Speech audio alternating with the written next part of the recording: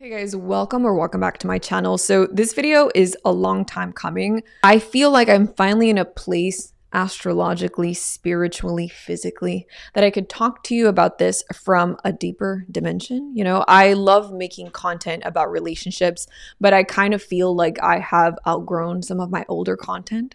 This is like my first little dip in my toes into this direction. Hopefully you guys like it. A lot of you subscribe for relationship content, and I feel you. If you have this type of personality, when you fall in love, you like to research things. You like to get all the information. So if you are here and you feel like you're in a fated relationship, I hope that I can provide some astrological insights, some spiritual insights, some like life wisdom that I have at this ripe age of mine. The thing about fated relationships that I have discovered along my years doing astrology, but also in my research and what I've seen, is that the one unifying component about fated relationships is that they are meant to be a spiritual lesson. And I really like to use the simplified definition of spiritual. Spiritual is anything that brings us back to wholeness. So ultimately, these connections that we have throughout our life with certain people are going to bring us back to wholeness. And I say back because like that is what we come from. We come from spirit. We come from wholeness. So when we have a relationship that is really meaningful, that is put in our life for a specific reason, then it is always going to leave us feeling more whole. And if it doesn't, then let's get into the video. Okay, so first of all, just really basic, what is a fated relationship? A fated relationship is one that feels different from everything else. It feels completely unforgettable, either because of like you were just so attracted to the person because you found them so attractive, or because you just didn't know why you were so pulled to the person. And I don't want you to think that there is no physical component to fated relationships. I know that fated relationships get portrayed as being very spiritual and like, you know, higher order things rather than just like our base animal instincts of being attracted to somebody. And even though that is absolutely true, it's not just somebody that you think is really hot and spicy, right? But it could also have that component to it because we are animals, we are people, we are human flesh beings, right? So if you feel very magnetically pulled to somebody physically, that doesn't necessarily mean that there's not going to be a spiritual component to it. Oftentimes, because of our makeup, then it's that, you know, physical attraction that is going to pull us towards somebody, and that person can have something to teach us, right? So there's something unforgettable about the attraction for whatever reason. Another way you can know that your relationship is fated is because you have this very strong sense of like, it had to be you. It had to be you. And what I mean by you is like the person that you found, the fated person that came along your path. For whatever reason, there were so many other people that you could have fallen in love with. There were so many other people that you were sort of intrigued by, that you were drawn to, but those people would not have taught you the lesson that that person taught you because their ego was wired in such a perfect way to work with your ego. And when I say work, I mean like in a good way and in a bad way, because these fated encounters aren't always, as I said, roses and butterflies. They're not necessarily easy relationships to be in. But nonetheless, the person that you meet that is along your path fated is somebody who is just like precisely like the Lord put exactly the mixture in there to make that person absolutely perfect for you to teach you a lesson, right? And the last thing I'll say about how to know if your relationship is fated is it's not always a romantic relationship. And I want to make this extremely clear because first of all, there are aromantic and asexual folks in the world, right? We exist. There are asexual people, aromantic people, and so what they're never going to have fated relationships. False. They can have friendships that are so important, so transformational in their lives, right? So yeah, like it doesn't have to be a romantic relationship for it to be fated. And I just want the asexual people to feel seen by this video because I see you. So getting into the key astrological markers of fated relationships, let me just briefly say that I'm going to keep it brief in this section because I think that each of these markers deserve their own video, and I don't know how much people are going to be interested in this topic. So if you find yourself really drawn to, for example, I'm going to talk about the North Node, I'm going to talk about the South Node, and you're like, Denise, I need to know everything about the South Node in relationships in terms of like fate. Let me know in the comments so that I can know what video I should make next, because I envision this as being like kind of a drawn out series. So yeah, North and South Node connections in the synastry, in the composite chart, are going to be huge markers of somebody being fated. The North and the South Node function as an axis, right? And whenever anybody's planets interact with the North Node, they're automatically interacting with our South Node as well, because it's an axis point, right? And so the North and the South Node represent the South Node being our past life, the kind of energy that we come into this incarnation already having, right? If you are not a past life sort of person, then it is your wiring. You could see it also as your DNA, your ancestry. And that South Node, when people connect to the South Node, they're going to feel very familiar to you. And it's like, why do we need to have that familiarity? Well, when we meet somebody who's fated for us, there's a component of them that draws us because they're different. And we're just like, our ego, our spirit, our soul, different parts of who we are is like, I want to learn that from that person. Right? And that would be more the North Node, what you're trying to learn in this lifetime, because the North Node represents the spiritual lessons that you have in order to become more ascended, become more enlightened in this lifetime, right? And so when we connect to a person's South Node, they're going to feel familiar. It's going to feel like somebody that you knew in a past life. When you meet them, there's just something about them that just automatically feels familiar to you. That's because when we meet fated people, there's something that we're trying to learn from them, but we also have to feel comfortable. We can't just interact with somebody that feels entirely foreign, that we can't really jive with. People who connect to our South Node, there's going to be a familiarity there. The North Node, as I said, it's unfamiliar territory that you're trying to learn in this lifetime. You don't have to. I always love to tell my clients this. There's nothing in life that you have to do. You're not compelled to do anything. All of this is optional. All of this is optional. So you have the option to spiritually ascend, and the North Node is a great indication to where you should spiritually ascend.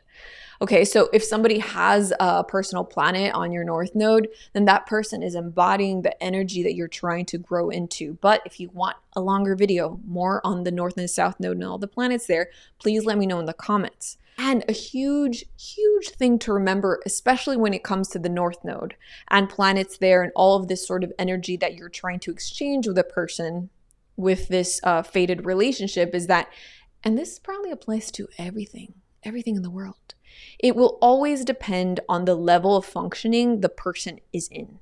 So if the person is just, you met them at a rough time, they're on the ropes, then do you think they're going to give you something to aspire to for your North Node? Do you think they're going to teach you what you're supposed to grow in? Absolutely not. It's hard being a person. It's hard being incarnated in this life, right? To be incarnated, to be born, is to suffer, right? And so we're all along our path, our journey of development, of becoming the best version of ourselves, of becoming happier, freer individuals, right? And if we meet somebody along the path, if you meet somebody this year, they might be an entirely different person than they were 6 months ago, 2 years ago, 5 years ago, right? So it's all going to depend on where they are along their path and journey. And so that's why I say this, all of this with a grain of salt, because you might be like, oh, this person has their sun on my North Node, but they're a freaking douche and there's no way I want to be like them. Well, maybe right now they're going through a douchey ass period, and pray for them that they can just like overcome whatever douchery that is like overcoming their spirit, right? I'm being a little sarcastic. I'm joking, but I'm also not, like we're all going through something at all times, and you don't know that. Moving on to the next marker of astrological indication that this is a fated relationship. This is probably my favorite topic. And people that have watched my older Pluto video, guys, I think I'm here, guys. I think I made it. I made it to the other side. So Pluto. It's Pluto contacts. When you have Pluto contacts with somebody in your synastry or in the composite, I've had relationships, friendships where we have this, and Pluto is the most painful, but the darker the berry, the sweeter the juice. It is painful, but when you come out on the other side, you are entirely transformed. Pluto, more than anything, wants to just like burn you whole and just like blend you up in the blender and spit you out brand new, like a brand new fresh baby. And that fresh baby that you come out on the other side as is the most authentic version of you. Pluto is sick of your shit. Pluto is sick of everyone's bullshit, basically. Pluto is just like, you know what? You're full of shit. So I'm going to send this person into your life that is going to just wreck you until it's all a training course. It's all a training course with Pluto. And I need to make an entirely like drawn out video talking about Pluto Venus in the synastry, Pluto Mars in the synastry, Sun Pluto, Moon Pluto in the synastry. All of these hurt in their own specific ways, but they all have a purpose. And until you could see the purpose, you're going to be suffering. You're going to be magnetically and addictively attracted to this person until you can understand that it's not about the person. And I know I said it had to be you, right? I said that at the beginning, it had to be you. Yeah, it had to be that one specific person to teach you, but it actually didn't have to be anybody, because it's all ultimately about yourself and your development and your development. You're developing, you're unfurling as a human being, as a being of light, right? And so, yeah, like Pluto, I have so much to say. If you're in a Plutonic relationship, you can watch some of my older videos, but I have a whole bunch of new videos to talk about this, because I was like right here, and then I had to take it to the next level. And we got to talk about the next level, guys. That's where we're at, okay? People are going to be like, Denise, what about the 8th house? The 8th house also has that fated karmic sort of component to it. I'm a big like planets girl, because yeah, you know, like the zodiacs change. Like people come onto my channel and they're just like, you're not even a Sagittarius. Your sun and your moon are actually in Scorpio, in Vedic or sidereal astrology. And I'm like, yeah, totally. 100%, just because it's Scorpio and I love Scorpio. No, it's because the planets are the essence. The planets are fundamental. It doesn't matter what zodiac you use. The planets are still going to be in the same configurations, right? So I focus mostly on the planets. But hey, the 8th house is also super important here. I digress. Moving on to this pair of asteroids that I got into last year, I find extremely important and interesting. Eros and Psyche. Eros and Psyche contacts are a huge indicator of, I don't know if you guys if you guys have heard of the twin flame label. I once made a video on twin flames, which I don't even know if I'm going to link it, because I was an infant at that point. I did not understand that dynamic at all. But now I've had a few clients, and one of my best friends has met her twin flame, and it was just too much that was exactly the same that I could no longer deny it. I was just like, oh, like this is a real thing. These people aren't crazy. Like they're crazy, but they're not crazy, right? And so if you like study the story of Eros and Psyche, you'll see that it is a huge like mythological explanation for twin flames. And just like in real life twin flame relationships, the whole story, it seems like a love story. It seems like two people that are in love, that are like magnetically pulled to one another, but they cannot be together. Because really, it's not about them being together. It is about Psyche developing and Eros staying away from her and letting her develop and letting her grow into who she's meant to be. And that deserves a video all on its own, but I just wanted to like put that on your radar, because it's a super interesting, if you're like a romantic person or if you're a twin flame person, then you have to know about Eros and Psyche. And I find it very, very interesting. And in the synastry, like one person would be Eros, the other person would be Psyche. But it doesn't really matter, because people like, they'll change roles. It doesn't really matter. But what really matters is to come to the understanding that these fated relationships, they're deeper than just like, hey, that's a sexy lady and I'm trying to be with her. It's not all about that. But there is a component of that, because if she was not a sexy lady and you weren't trying to be with her, then you wouldn't level up. You wouldn't develop and change and grow. So you have to be pulled by something. And my goodness, being attracted to somebody will absolutely make you do a whole lot of things, right? And we just have to have the wisdom and the experience and the years, right, to know that it's not just about the physical attraction. It's never just about the physical attraction when it comes to these fated relationships. And lastly, Saturn contracts. That is like a Freudian slip that I actually typed. Yeah, Saturn contacts in the synastry or in the composite can also be fated. And this is where I almost want to use the word karma, but I'm not the kind of person who uses the word karma, mainly because like part of my religious vocabulary, so I'm not very familiar with like all of the meaning of the word karma, and I hate using a word that I don't fully know what it means. But it's kind of like your lot in life, the things that you have to do because of it feels like a penance, right? I want to use the word penance, but like I should put my microphone down and like use all of my use both of my hands when I'm talking. The reason why Saturn can feel like a penance is because of each individual ego. It depends who you are. If you are a person who loves responsibility, if you're a big old Capricorn and you have Saturn contacts in synastry or in the composite chart, then the person that you encounter, this fated person, is going to feel like we have a mission in this life. We have work to do together. Like take up your cross along with me and let's do the work. It just depends what kind of person you are. But if you're a big Sagittarius, if you're a big Gemini, if you're a Pisces, you're going to be like, whoa, this is my ball and chain. Like, why do I feel responsible for this person? Why do I feel like I have to take care of them? Why do I always have to be worrying about them? And it might not feel good, right? And it just depends the kind of ego you incarnated into in this life. But nonetheless, Saturn is one of those planets that, like all of the planets, they have their good and their bad side, or like the side that feels good and the side that doesn't feel so good. But like it just all depends on the person that you are and where you are along your path. Because sometimes, I'm finally old enough to have seen my friends change. And my best friend is a big Jupiter person. And I have watched her become so Saturn that it's hilarious, right? So in another period of her life, one time we fought about the fact that like I was like, you're just not a Saturnian person, and she was so offended because she has Saturn aspects in her chart and her Saturn was offended. But she's a big Jupiter person. Not anymore though.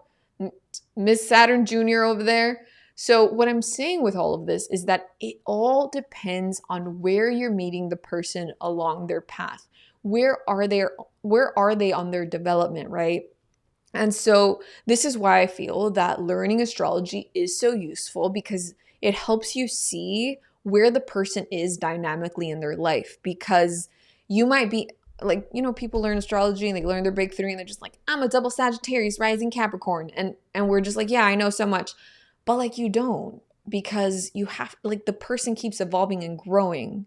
And you have to like take all of that into account. And all of this is it's like higher level astrology than the content I'm used to making. I'm used to making just like entertaining sort of content, but I'm trying to challenge everybody who's into astrology peripherally, because why not? Like, we can all learn a little more astrology. And lastly, I do feel like a big poser mentioning this, but I have to mention the vertex, because people are really obsessed with the vertex, and the vertex is a mathematical point. It's not a planet.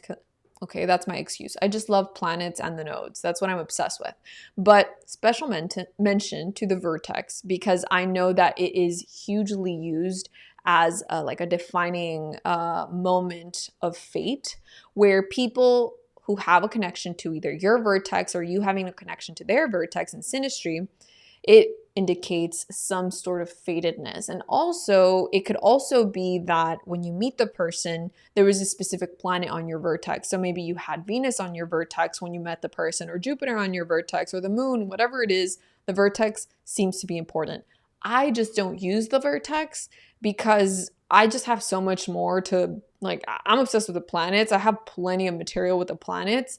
And like then I throw in a few asteroids and I'm just like, I'm done. Like that's all that I need to make a full meal, a full story with my delineation. But if you like the Vertex is another one of those indications of fate. Ultimately, the highest manifestation of a fated bond is your transformation. It is supposed to bring you into a place where you feel just like you feel a little bit of pressure to grow and to change and to evolve. And sometimes it's difficult to do that when you're with the person and you have to do it away from them. And that's okay. It doesn't mean that just because you have this fated relationship that you have to stay with the person. Sometimes you're not meant to. Sometimes you don't want to. Fate does not compel you to do anything. Fate just means you're going to come across that person. Your paths are going to cross, right? It doesn't mean that your paths have to stay together. Sometimes your paths are totally opposite and you were just like going like this along that part of your journey, and that's okay. But the important part is to take the lesson and for the relationship to help you evolve. So for those of you who have been in fated relationships, let me know in the comments, how did you know that that relationship was going to be fated? And is there any one of the specific synastry or composite components that you want me to talk more about? I can say for myself, it has a lot to do with your natal chart. My Pluto and Venus are close to each other. So obviously people who have an interaction with my Venus are also going to have an interaction with my Pluto. So that is like the fated component of why I've met so many, and it's in my 11th house. So a lot of those, look at this little baby here just acting absolutely crazy. A lot of the fated relationships that I've had have been with friends. And how did I know they were going to be fated is when I meet somebody that I know is going to be an important part of my life, I just know. Like I meet them and I'm just like, oh, this is my people. Like I was just like, this is my people, that's my people. And they're strangers to me, but like I just know. And then I just talk to them and then we both know, and then like we're friends and we're just like friends for life. When I met my husband, I met him online. I had never seen him. I had never met him. Obviously, I met him on the internet and we talked on the phone, and I knew that he was going to be my husband. And it's really funny because we laugh because I was a kid. I was 15. And I remember that I told him that I loved him and I hadn't even seen him yet. And I remember he was just like, oh yeah, I love you too. And we laugh hysterically now to remember that. There's no way that man loved, but I meant it like sincerely. When you know, right? And he was just bullshitting. I was not.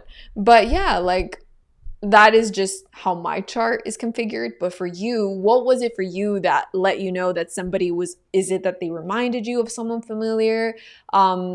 What is it that makes you know that that person is fated? Please share your stories in the comments. I love these stories. Also, if you like this sort of content, make sure you subscribe because I'm going to make a video on the shadow and what it means and what we are missing out on when we don't connect with our shadow regularly. It is actually it's stupid easy how easy it is to connect to your shadow. But I feel like people make it too mystical and complicated. And I'm trying to make it as easy as possible, right? So I'll see you guys in the next video. Bye.